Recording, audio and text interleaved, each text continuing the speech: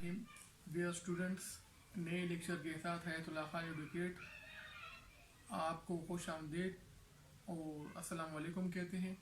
Students, जिस तरह मैं पहले भी आपसे गुजारिश करता चला आ रहा हूँ कि जो स्पेशली जो नए व्यूवर्स हैं और जिन्होंने आज ही हमें इस लेक्चर में ज्वाइन किए, तो उनसे हमेशा मेरी गुजारिश रही है कि इस वीडियो को देखने से पहले हमारे जो पहले 4 वीडियोस हैं ट्रांसफ़र ऑफ प्रॉपर्टी एक्ट पे, आप उनको ज़रूर देखें, क्योंकि जब तक आप शुरू की वीडियो देखेंगे नहीं, सुनेंगे नहीं, तो आपको ट्रांसफ़र ऑफ प्रॉपर्टी एक्ट जो है वो समझने में थोड़ी सी मुश्किलात पेश आएंगी। इसलिए मेरी ये रिक्वेस्ट है स्पेशली नए व्यूवर के साथ, जो आप जो है कि पहले काइंडली इस वीडियो के साथ जो है आप जो पिछली वीडियोस हैं उनको भी देखें। स्टूडेंट्स, आज का जो हमारा जो सेक्शन है ट्रांसफ़र ऑफ प्रॉपर्टी एक्ट का, वो है सेक्शन 36, जो कि डील करते हैं अपार्टमेंट को।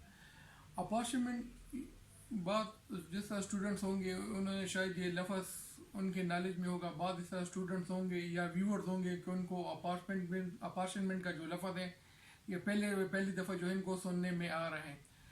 आसान है, आज का जो सेक्शन ऑफ लॉ है वो पढ़ने में भी और समझने में भी आसान है। अपार्टमेंट को हम इस तरह दो तरीक़ों से हम इसको एक्सप्लेन करने की कोशिश करेंगे।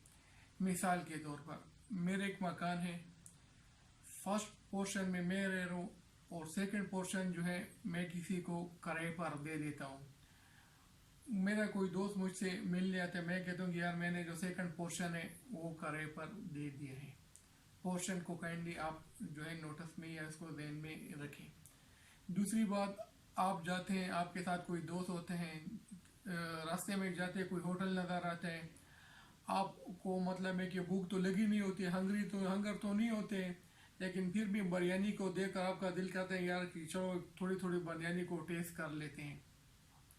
आप ऑर्डर करते हैं बिरयानी के डब्बे का, आधा जो है आप खुद रख लेते हैं और आधा जो है जो रेस्ट ऑफ द पोर्शन है आप अपने वो दोस्त को जो है वो दे देते हैं। तो क्या है पोर्शन मतलब है कि अपार्टमेंट में इसी से जो है फिर अपार्टमेंट का लफ्ज़ जो है वो निकला हुआ है, जिसका मतलब है तकसीम करना, या जो है मतलब है कि उसको डिवाइड करना जो है वो है अपार्टमेंट का लफ्ज़ी मतलब हो गया तकसीम करना, डिवाइड करना। इसी तरह हमारा जो लैंड एक्विजिशन एक्ट है, जिसके तहत गवर्नमेंट जो है वो प्रॉपर्टी को पब्लिक पर्पस के लिए जो एक्वायर करती है।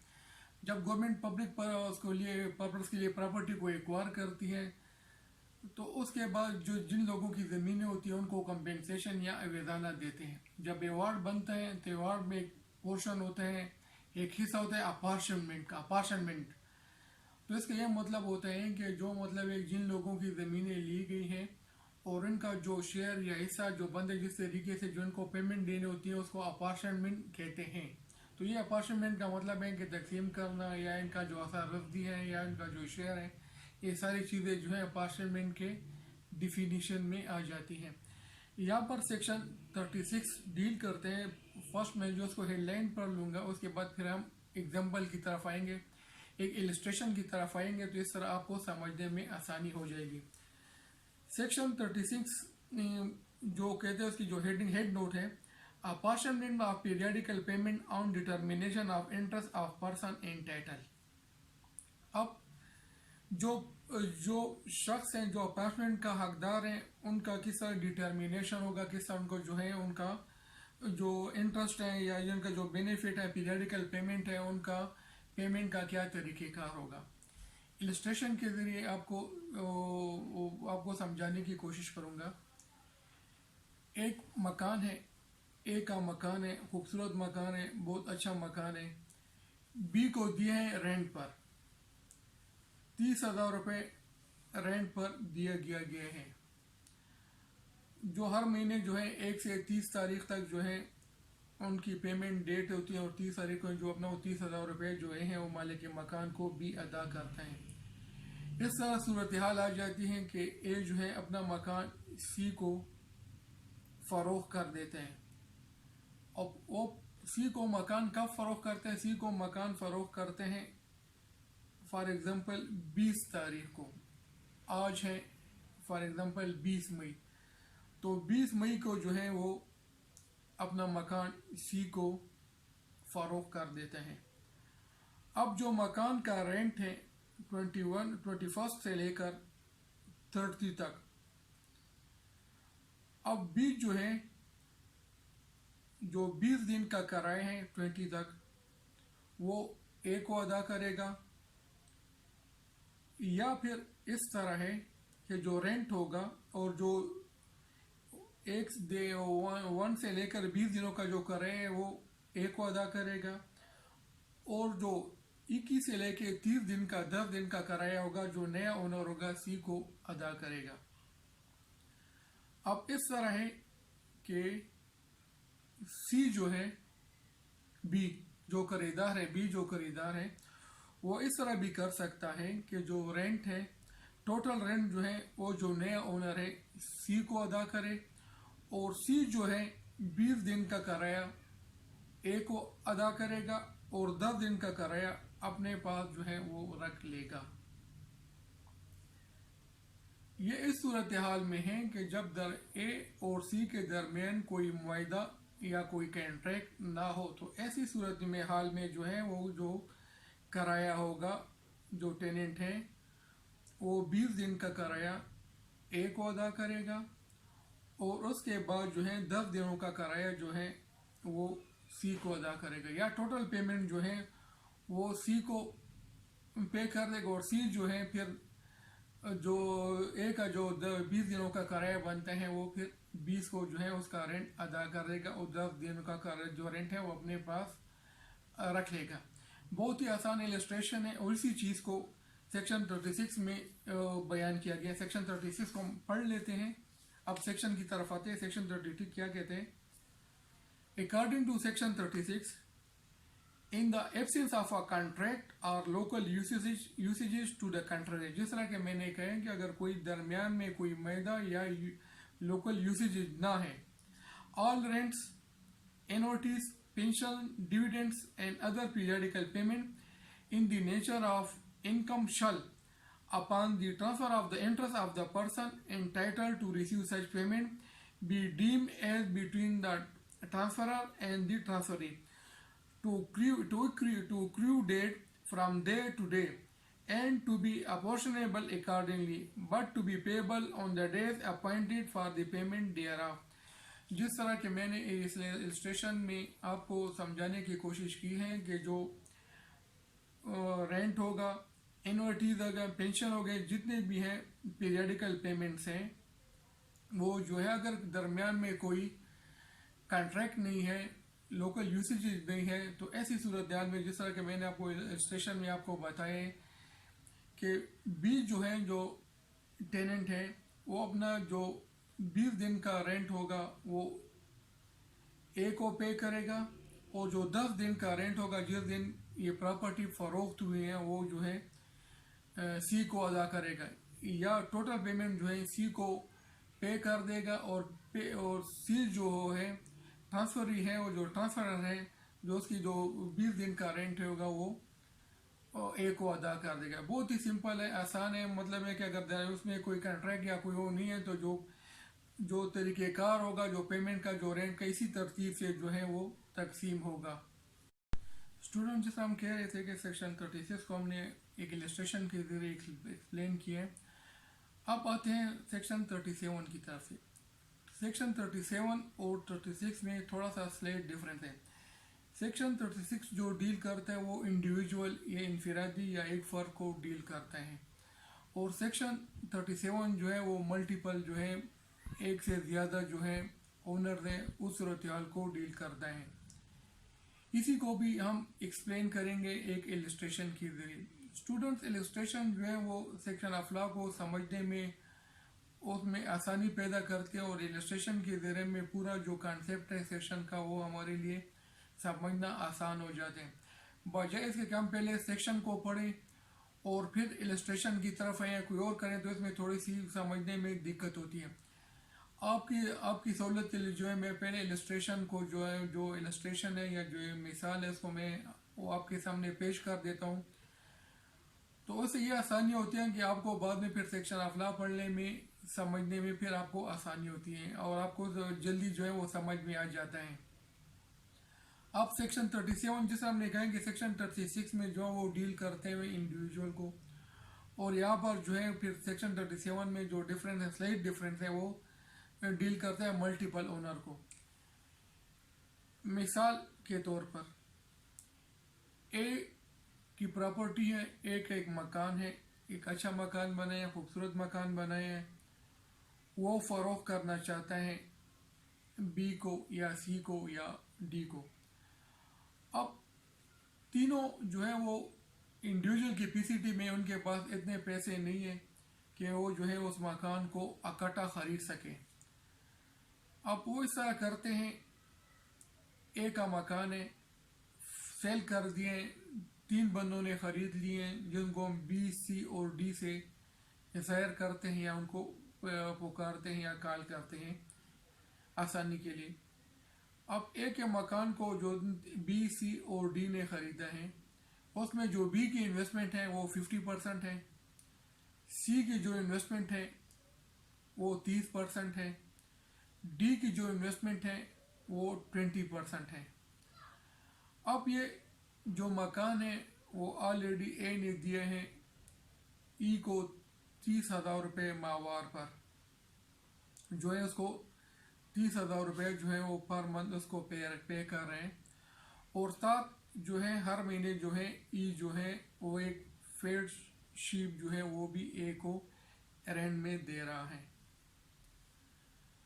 अब जब मकान फरोख्त कर दिए ए ने इन तीनों को, तो फिर जो रेंट होगा, जो रेंट तकसीम होगा वो इस तरतीब से होगा कि बी को अपने शेयर के मुताबिक जो है वो रेंट मिलेगा, सी को उसके मुताबिक मिलेगा जिसने जितनी इन्वेस्टमेंट की है, और डी को जो है उसकी इन्वेस्टमेंट के मुताबिक जो है वो रेंट मिलेगा। जिस तरह हमने कह दिया कि जो टोटल रेंट है वो मंथली जो रेंट है वो 30,000 रुपये है, तो इस हिसाब से जो रेंट इनमें डिस्ट्रीब्यूट होगा, बी को मिलेगा 15,000 रुपये, सी को मिलेगा 9,000 रुपये और डी को मिलेगा 6,000 रुपये। अब जिस प्रोपोर्शनेट टू देयर इन्वेस्टमेंट, जिस तरीके से उन्होंने जिस तनासब के साथ उन्होंने इन्वेस्टमेंट की है या ख़रीदा है, पेमेंट की है, दिए, उसी हिसाब से जो है वो उनको रेंट भी तकसीम होगा। अब जहाँ पर फेड शीप की बात है, अब जो है उसको तो तकसीम नहीं हो सकता है, वो तो तकसीम तो उसके लिए फिर यह तरीक़ेकार होगा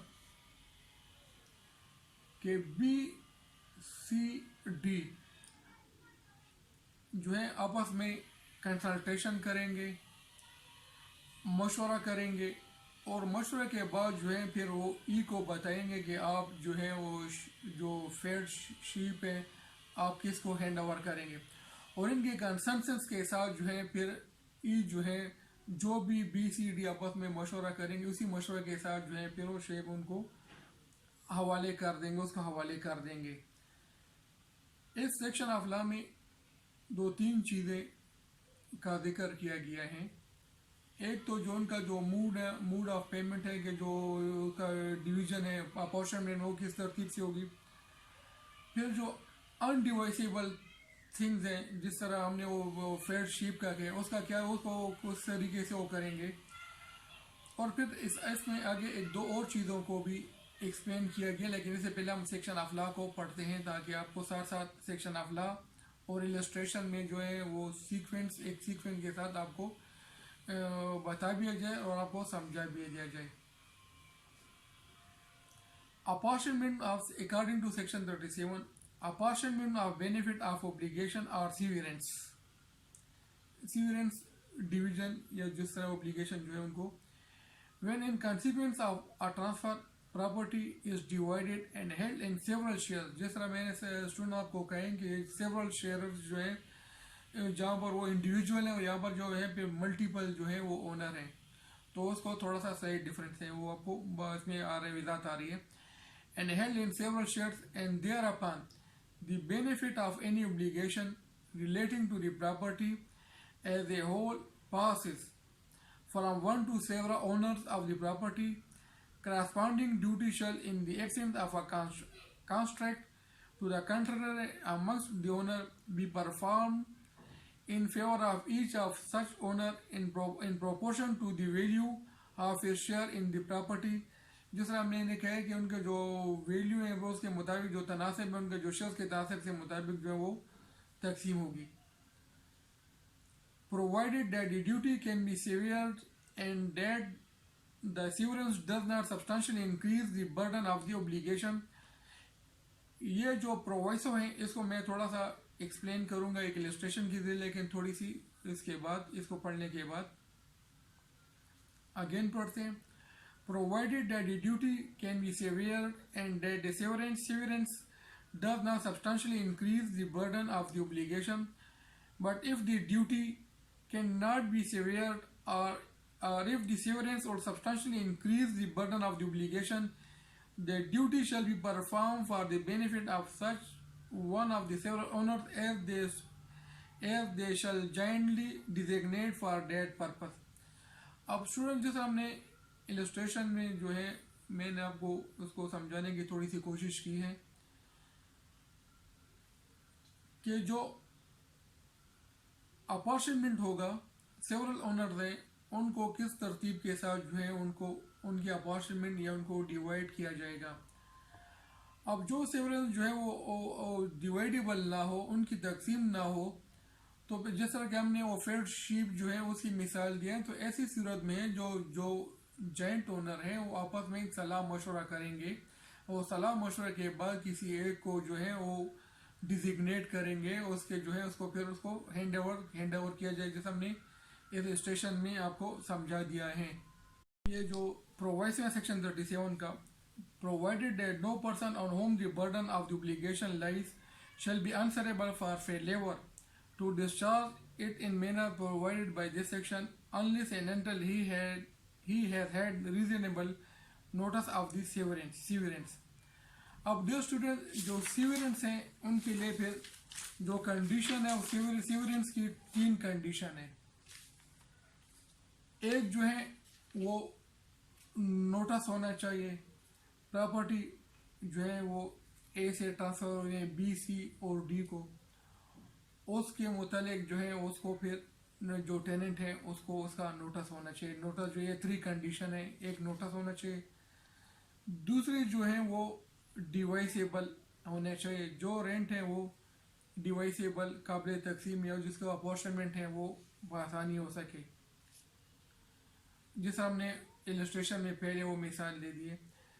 तीसरा जो है जो बर्डन होगा वो जो टेनेंट है जो बर्डन होगा not increase to the tenant. इन्हें अब जो नई सूरत हाल पैदा हो गई है और जो है जो बर्डन होगा जो ऑलरेडी टेनेंट पे जो एक किस्म की लायबिलिटी है, तो ओनरशिप या ट्रांसफ़र की सूरत में जो है वो टेनेंट की जो लायबिलिटी है उस पर इंक्रीज नहीं होना चाहिए।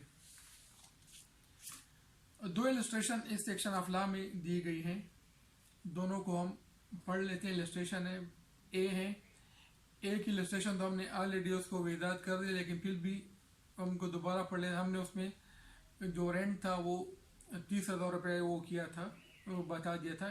सेक्शन एक इलस्ट्रेशन ए में कहते हैं A sales to B C and D a house situated in a village and leased to E at an annual rent of Rs 30 and delivery of 1 fed sheep, जिसे हमने fed sheep का वो example वो कर दी थी। B having provided half the purchase money and C and D 1 quarter each, E having notice of this must pay. Notice का भी हमने कहा कि इनके 3 कंडीशन है सीवरेंस के, जिसमें नोटिस है वो मस्ट नोटिस होगा। Having notice of this must pay Rs 15 to B, Rs 71 जो उसके 2 है 71/2 और टू सी एंड Rs 71/2 जो है वो डी को, जो उनका जो जिस तरह जो इनकी इन्वेस्टमेंट है या इसकी जो अमाउंट है उसके प्रोपोर्शनेट जो है उनको वो रेंट जो है वो देगा। And must deliver the sheep according to joint direction of B, C and D. और जिस तरह शीप है फेड शीप है जो भी है वो शीप जो इसका जिक्र है वो उनको बी, सी और डी की डायरेक्शन जो भी इनका जो आपस में मशवरा करेंगे उनके मशवरे से जो भी उनकी डायरेक्शन होगी उस पर जो है वो टेनेंट जो है वो उस पर अमल दरामद करेगी जो है वो करेगा। अब ये इलस्ट्रेशन भी है, उनको हम पढ़ लेते हैं। In the same case each house in the village being bound to provide 10 days labor each year on a dike मतलब है कि to prevent inundation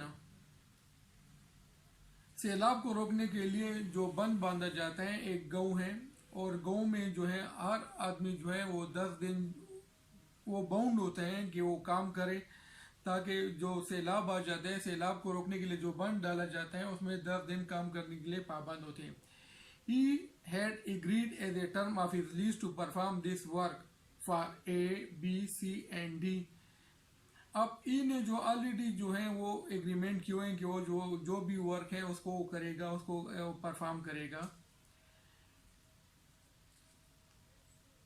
For this work for A, B, C and D, severally require A to perform the 10 days work due to on account of the house of each. He is not bound to do more than 10 days work in all according to such direction as B, C and D may join in giving. अब इसमें जो tenant है वो bound नहीं है कि वो 10 दिन से ज़्यादा जो है वो एक काम करे।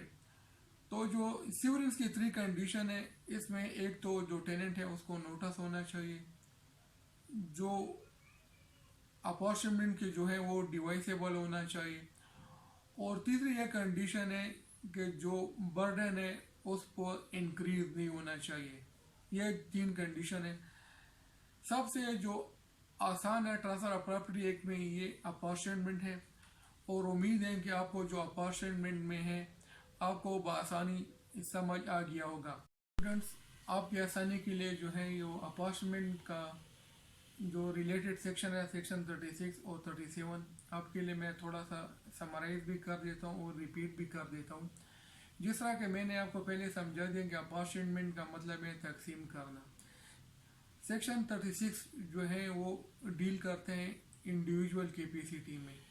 इसी तरह जो सेक्शन 37 है वहाँ जब पर मल्टीपल ओनर हो जाए तो फिर उनको सूरत में उनको साइड डिफरेंस है उस सूरत में मल्टीपल ओनर को जो है वो डील करते हैं।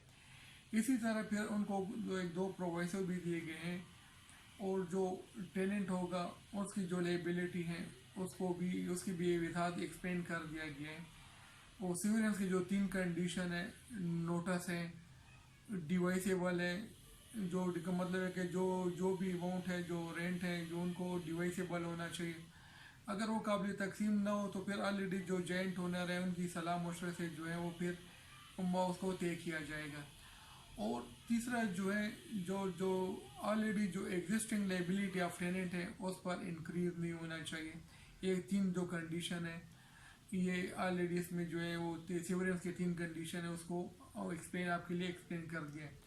उम्मीद है ये अपॉर्चुनिटी का जो सेक्शंस हैं आपको बआसानी समझ आ गए होंगे। कोई मुश्किल हो कोई और हो तो आप बड़े मेहरबानी अपने कमेंट्स में जो अपनी राय का इज़हार कर दिया करें, ताकि हम इसको मज़ीद भी अपने लेक्चर को इम्प्रूव कर सकें। आखिर में फिर यही रिक्वेस्ट है कि मेरे जो वीडियो हैं लेक्चर्स की आप इनको शेयर भी करें, लाइक भी करें, सब्सक्राइब भी करें, ताकि आने वाले जो वीडियो हैं आप तक भी पहुँचे और तमाम जो स्टूडेंट्स हैं उनको भी पहुँचे, और जो है हमने जो इल्म का एक सफ़र शुरू किया है सब इससे मुस्तफ़ीद हो सके। अल्लाह पाक हम सब का हामी और नासिर रहे। थैंक्स।